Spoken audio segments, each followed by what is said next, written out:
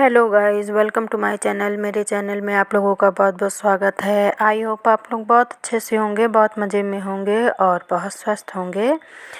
तो देखिए, आज ये मेरा ब्लॉग शुरू हो रहा है मॉर्निंग के टाइम से। तो यहाँ पर देखिए, ये उड़द की दाल भिगा रखी है अलग और राजमा अलग भिगो रखे हैं मैंने। तो ये दाल मेरे से ज़्यादा हो गई है, फ़िलहाल आधी मैं रख लूँगी, आधी ही बनाऊँगी। तो यहाँ पर राजमा और उड़द की दाल को दोनों को अलग अलग मैंने बिन के साफ़ करके धो के रख लिया है। कुकर में डाल दिया है, नमक डाल के उबलने के लिए रख दिया है और सिर्फ नमक और हींग डाली है उसमें। और दूसरी साइड में ब्रेकफास्ट में मैं मैक्रोनी बना रही हूँ। तो आपने देखा मैक्रोनी मेरी जो बन रही है, तो इसमें आधा रवा वाली है और आधा मतलब जो आटे की होती है वो है। तो यहाँ पर मैंने सारी सब्जियाँ डाली हैं, मतलब बंद गोभी, मटर, प्याज, टमाटर सब चीज़ डालकर मैंने ये इसे बनाया है। तो यहाँ पर देखिए, मेरा ब्रेकफास्ट बनकर रेडी हो गया है। तो बहुत दिन बाद इस बार मैंने ये बनाई हुई है और ये मिला के बनाने का कारण ये था कि मेरे पास दोनों तरह की रखी हुई थी, तो दोनों थोड़ी थोड़ी बची थी। तो मैंने कहा आज मिला के बनाती हूँ मैं। वैसे हमें अगर पर्सनल देखा जाए तो मुझे सूजी वाली ज़्यादा पसंद आती है, जो रवे की होती है उनका टेस्ट ज़्यादा अच्छा लगता है और वो फ़ायदा भी करती हैं। और मैदे वाली है वो कम, मतलब कम अच्छी लगती है वो। और अब मेरी जो उड़द की दाल और राजमा मैंने एक साथ भिगोए थे, उनको उबाल दिया था तो वो भी पक गए हैं। तो उसमें प्याज और टमाटर का पेस्ट बना लिया है। उसे मैंने ऑयल गरम करके उसमें जीरा डालकर और थोड़ा सा काली मिर्च और लौंग डाल दिए थे।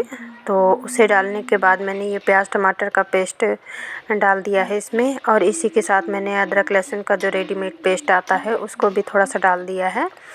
तो जिंजर गार्लिक पेस्ट आता है, तो उसे भी 1 चम्मच के करीब डाल दिया है। तो यहाँ पर मैं अपनी मसाले वाली उड़द की दाल विद राजमा बना रही हूँ। तो जब हमारा आलू मटर गोभी से जी उब जाए तो मतलब इस तरह की चीज़ें बनाकर देखिए तो काफ़ी अच्छी लगती हैं। तो खड़ी जो हमारी दालें होती हैं वो फ़ायदेमंद तो होती ही हैं, साथ ही अगर हम मटर से जी उब गया है हमारा तो ये हमारे टेस्ट को भी अलग कर देती हैं, काफ़ी अच्छे लगते हैं ये खड़े उड़द और खड़े राजमा की सब्ज़ी, मतलब सब्ज़ी दाल जो भी आप कहना चाहें वो कह सकते हैं। तो यहाँ पर देखिए, इसमें नॉर्मल बेसिक्स सूखे मसाले डाल दिए हैं और गरम मसाला मैंने बहुत थोड़ी क्वांटिटी में डाला है, क्योंकि कुछ खड़े गरम मसाले भी मैंने इसमें डाले हैं। और वैसे भी मतलब अगर हम बहुत मसाले वाली चीज़ें खाते हैं तो मतलब जिसे पसंद है उसकी बात नहीं कर रही हूँ मैं, वैसे जो कोई कम खाने वाला है तो उसके मतलब पसंद नहीं आती है और नुकसान भी करने लगती है। मैं अगर अपनी पर्सनल बात करूँ तो ज़्यादा मसाले खाने से मेरे मतलब सीने में जलन जैसी होने लगती है। तो इस वजह से मैं मसाले की क्वांटिटी कम ही रखती हूँ। और जब मसाला अच्छे से पक गया है, तेल छोड़ दिया है, और देखिए फिर मैंने इसमें राजमा और उड़द को जो उबाल के रखा था उसको डाल दिया है। और यहाँ पर देखिए कितना अच्छा कलर आया है। इसमें मैंने 1 प्याज और 2 से 3 मीडियम टमाटर लिए थे, 3 मीडियम टमाटर थे, मीडियम साइज़। और देखिए ज़रा सा हमने इसको खौलाया है और कितने अच्छे से बन गई है हमारी दाल। तो एक बार इसे भी बनाकर देखिए आप, बहुत ही टेस्टी लगती है। तो जब कभी आप आलू मटर गोभी से अगर आपका जी उब जाए तो एक बार इसे बनाकर ज़रूर देखिएगा। और अब खाना पीना बनाने के बाद, अब जैसा कि हस्बैंड जी देर से उठते हैं, बाद में ही निकलते हैं बेड से, और बस निकलते हैं नहा धो के अपना वो रेडी हो जाते हैं, तब तक मेरा खाना तैयार हो जाता है। तो अब मैं आ गई हूँ अच्छे से क्लीनिंग करने के लिए, क्योंकि बेड वेड मॉर्निंग में झाड़ने का ना तो मेरे पास टाइम ही है और ना तो मतलब अभी ऐसा है कि सब लोग लेटे ही रहते हैं। तो फिर सर्दी के दिन हैं और ऑफिस भी देर का है, तो ये सब साफ़ सफाई मेरी फिर बाद में ही होती है। पहले तो मैं सिर्फ किचन आंगन ही झाड़ लेती हूँ, तो वो भी आना जाना होता रहता है तो वो भी सब फिर से गंदा हो जाता है। तो यहाँ पर आ गई हूँ मैं बेडरूम की सफाई करने के लिए।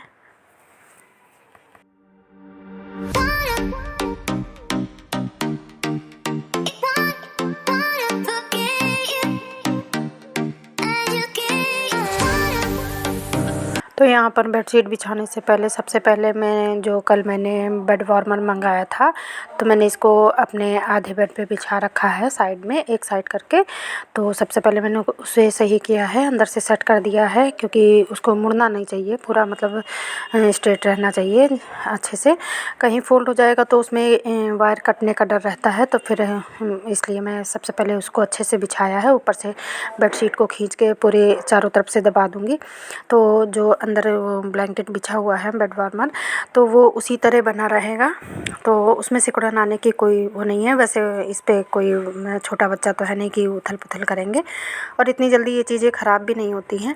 तो यहाँ पर सबसे कठिन है जो मेरे लिए कि ये जो रज़ाई को फ़ोल्ड करना है, और हमारे यहाँ हर दूसरे दिन बारिश हो रही है, तो इसलिए सर्दी भी बहुत ज़्यादा कड़ाके की पड़ रही है, बहुत ही ठंड हो रही है। तो फ़िलहाल तो मैं रज़ाई हटाती ही नहीं हूँ बेड के ऊपर से। अभी तो मैं फ़िलहाल फ़ोल्ड कर रही हूँ। अगर मैं दोपहर में इसमें बैठी तो फिर मैं अपने वाले पोर्शन में तो मैं रज़ाई को मतलब छोड़ देती हूँ उस तरफ, इसी तरह एक साइड बेड में, ताकि मेरा बेड गर्म बना रहे, क्योंकि मुझे सर्दी से बहुत ज़्यादा दिक्कत हो जाती है इस वजह से। तो यहाँ पर मेरे देखिए पूरा बेड सही हो गया है, क्लीन हो गया है, और अच्छे से इसे साफ़ कर दिया है। गर्मी होती है तो डेली बेडशीट उठाकर झाड़ लो, पर सर्दी में ये पॉसिबल नहीं होता है, तो इस वजह से मैं बस रज़ाई को इधर उधर करके इसमें फटका मार देती हूँ, और दूसरे तीसरे दिन इसे हटाकर साफ़ कर लेती हूँ। और देखिए बेड के ऊपर चाय पानी वहीं बेड पे ही चाहिए हस्बैंड जी को, तो वो सब बर्तन रखे हुए थे तो उनको भी हटा दूँगी। और फिर बारी है, बस अब इसको झाड़ दिया है मैंने, अब यहाँ पर झाड़ू लगाने की बारी है। तो फिर अब मैं आ गई हूँ झाड़ू लगाने के लिए। और सर्दी में क्या होता है ना कि मतलब हाथ पैर थोड़ा कम चलते हैं, तो गर्मी में तो वैसे भी धूल ज़्यादा उड़ती है, तो दीवारें सब वॉल पे भी मैं झाड़ती रहती हूँ। पर सर्दी में सब एक जो सूखापन है वो नहीं रहता है, चिपचिपा सा मौसम रहता है, तो धूल तो इतनी नहीं आती है, डस्ट उतनी ज़्यादा नहीं होती है जितनी गर्मी में होती है। पर सबसे ज़्यादा फ्लोर गंदा होता है। कैसे होता है कि मतलब जैसे ओस रहती है, और फिर बाहर जाओ फिर अंदर आओ, तो वो थोड़ा सा वो जो पैरों में चिपक के मिट्टी उट्टी आती है चप्पल जूते में, तो उससे थोड़ा सा गंदा हो जाता है। और इधर जो रूम का पोर्शन है वो इतना गंदा नहीं होता है, आगे गैलरी और आंगन वाला पोर्शन ज़्यादा ही गंदा हो जाता है। तो फिलहाल देखिए मैं अभी बेडरूम साफ़ कर रही हूँ, इसमें झाड़ू लगाने के बाद अभी आंगन गैलरी, और क्योंकि अभी मॉर्निंग का ही टाइम है तो अब सन्नाटा हो गया है, बस सब लोग नीचे हैं। जैसे बेटा भी लेट उठता है, और उठता है तो अपना फ्रेश होके अपने रूम में बैठ जाता है, पढ़ाई लिखाई करता रहता है। और मॉर्निंग के टाइम पे यह है कि रज़ाई में बैठे रहो, तो अपना तो जो भी वर्क करना है तो वो कर लो, या फिर जो लर्न करने वाला है नहीं कुछ है तो अपना सभी लोगों के पास मोबाइल है। उसका मतलब है कि जब काम हो तभी मतलब बाहर निकले, इतनी जल्दी नहीं, फिर बाद में वो बाहर निकलता ही है, और उसके बाद वो अपना काम करने लगता है। फ़िलहाल अभी ऊपर सन्नाटा है, सब लोग नीचे हैं, तो मैं अच्छे से क्लीनिंग कर लूँगी।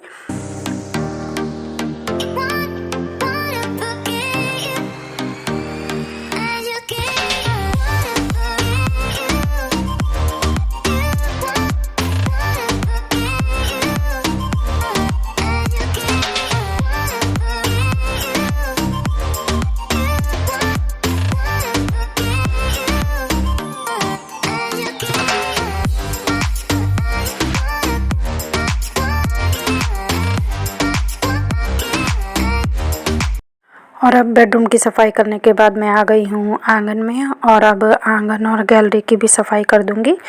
उसके बाद रूम की सफ़ाई करूँगी बाद में।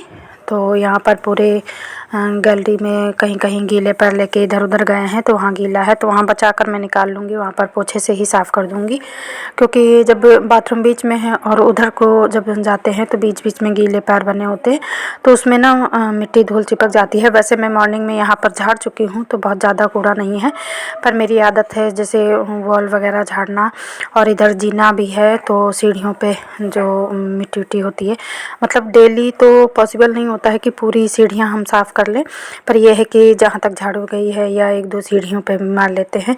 तो जैसे कि मैंने कहा कि अब ओस वाला मौसम है, मतलब ओस पड़ी रहती है, सड़कों पे मिट्टी तो नहीं होती है, पर फिर भी जो भी धूल मिट्टी होती है जब सब ऊपर नीचे करते हैं तो वो भी निकल आती है। और मेरी गैलरी वाला पोर्शन ना काफ़ी जैसे फूला हुआ नहीं होता, सीलन से होता है, तो उस तरह का है, तो उसमें अगर हम फटका मारते हैं मतलब झाड़ू मारते हैं तो थोड़ा सा पेंट वेंट निकल आता आता है उसमें मतलब चाहे हर साल पेंट कराओ वो निकल ही जाता है पेंट, उसको मतलब एक परमानेंट इलाज नहीं हो पा रहा है उसका।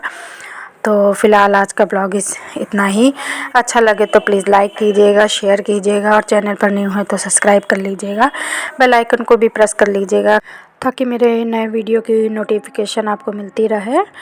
और यहाँ पर देखिए पूरा गैलरी से मैं साफ़ करते हुए आ गई हूँ। और जब मतलब मॉर्निंग का टाइम होता है खासकर ही सारा सामान इधर उधर फैला होता है। जैसे ऑफिस गए हैं तो फिर चप्पल वप्पल इधर जहाँ पाते वहीं उतार के रख देंगे, मतलब रहती तो किनारे ही है पर एक मतलब मेरे मन के हिसाब से वो उनकी जगह नहीं है जहाँ पर मेरा मन होता है, फिर मैं वहाँ पर सेट कर देती हूँ। और यहाँ पर देखिए तो पूरे बाहर से अंदर तक मेरी झाड़ू लग गई है और बस 2 रूम बचे हैं साफ़ करने के लिए, तो उसको मैं बाद में करूँगी।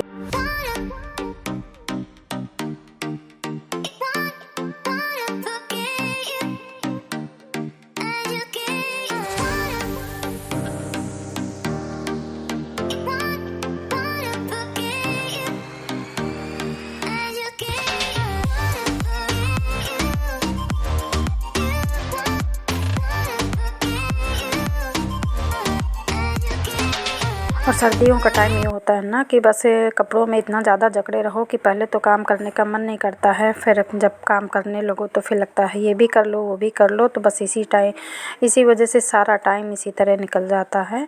तो बस दोस्तों आज का ब्लॉग इतना ही। अच्छा लगे तो लाइक शेयर एंड सब्सक्राइब ज़रूर कीजिएगा। कल फिर मिलूँगी। Bye bye, take care.